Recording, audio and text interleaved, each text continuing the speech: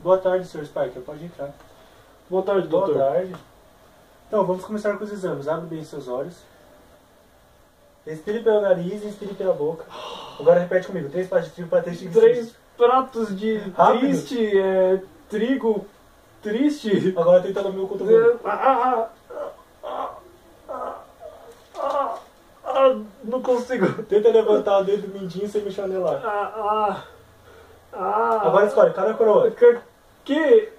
Cara ou coroa? Par? Cara. Cara ou coroa? Cara. Coroa perdeu. Droga. Agora vamos começar as perguntas. Você tem câncer? Não tenho câncer. AIDS? Não tenho Sim. AIDS. Também não. Câncer? Não, câncer, eu não tenho câncer. Certeza? Tenho, eu não Já tenho assistiu Crepúsculo? Crepúsculo? Acho que sim, talvez. Quantas vezes a saga? Não sei, 1, 2. Só? Talvez. Qual o seu câncer? É maligno ou benigno? Eu não tenho câncer. Nada de certeza? câncer. Certeza. E a culpa das estrelas, já viu? Já. Quantas vezes? Umas 2? Quantas chorou?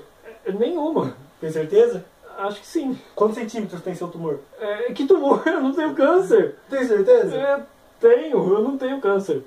E o seu câncer é igual ao filme A Culpa Não, das Estrelas? eu não tenho câncer. Você tem? Você não entendeu? Não, nada de câncer. Tem certeza? Sim, eu não Redirect tenho. ou restart? O quê? É, pergunta. É o exame. Tem que escolher um. Não sei, nenhum. Não, tem que escolher um. A morte é escolha? Não, não é escolha. É, Se você tivesse câncer, seria escolha, mas agora você não tem. One Direction? Tá bom, né? Madonna ou Lady Gaga? O quê? Madonna ou Lady Gaga? Não pode ser, sei lá, Katy Perry? Não, Madonna ou Lady Gaga? Tá, pode ser Madonna. Tá. Sam ou Jean? Jean, eu acho. Mas há quanto tempo você tem câncer? Eu não tenho câncer, cara, você não entendeu, eu O não Breaking tenho. Bad, você assiste? Sim, eu assisto. E o seu câncer é igual ao do Sr. White? Não, cara, eu não tenho câncer. Você bom, não tá entendeu, bem. eu não tenho bem? isso. E a quimio, você já fez pra diminuir seu câncer? Eu não fiz químio porque eu não tenho câncer. Você não entendeu isso, cara. Tá bom, o seu diagnóstico está pronto.